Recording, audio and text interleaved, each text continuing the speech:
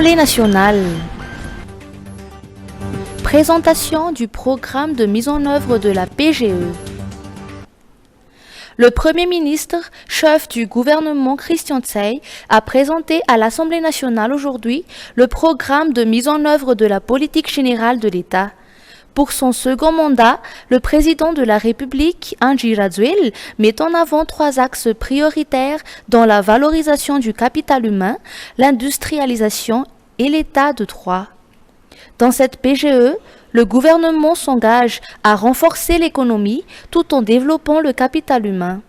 Pour cela, le gouvernement compte investir dans la nutrition, les services de santé, l'éducation de qualité, l'acquisition de compétences et l'accès aux emplois.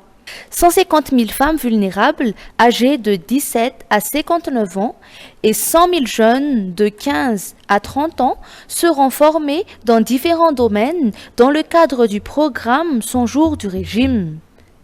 Enfin, le gouvernement Christian Tsay poursuivra le projet On District On Factory. Il a rappelé dans son discours que le projet de loi de finances 2024 prévoit une croissance économique de 4,5% et que l'objectif est d'atteindre une croissance de 5% en 2025. Accord sur la facilitation des échanges. Des défis à relever. Sur la feuille de route 2019-2023, de l'accord sur la facilitation des échanges signé par Madagascar, 30% des projets ont été entamés et d'autres sont en cours.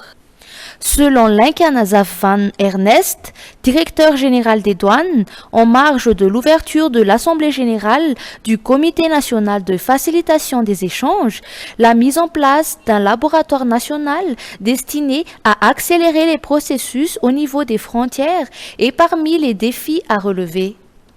Le DG des douanes nous en dit plus. Sur lequel on essaie de faire en sorte que les barrières qui entravent la facilitation des échanges soient réduites et qu'on offre un environnement favorable et propice à tout échange, à tout échange international.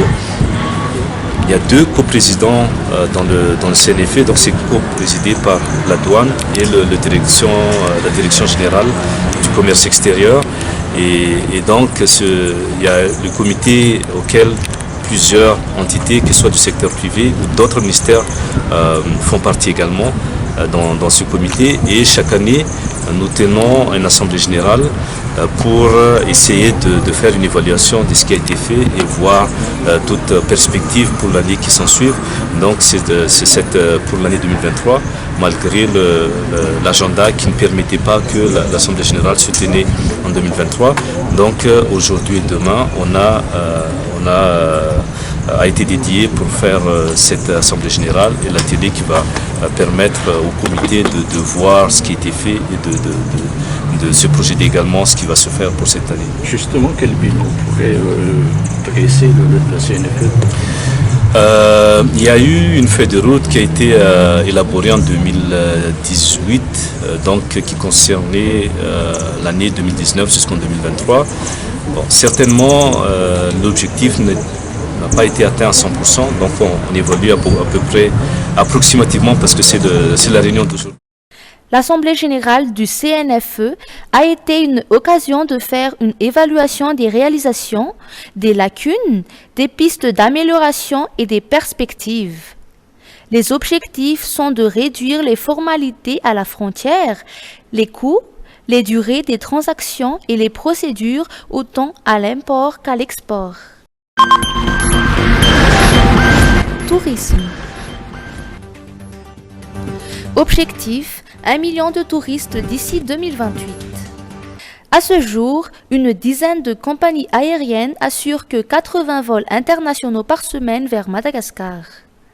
L'État malgache envisage d'accueillir 3 fois plus de vols directs internationaux afin de renforcer la connectivité aérienne de la grande île. Le nouveau partenariat avec Qatar Airways devrait contribuer à atteindre cet objectif du gouvernement d'accueillir 1 million de touristes d'ici 2028. Qatar Airways lancera prochainement des vols directs à destination de Madagascar avec une fréquence de 7 vols par semaine au départ de Madagascar et une capacité de 300 passagers par vol.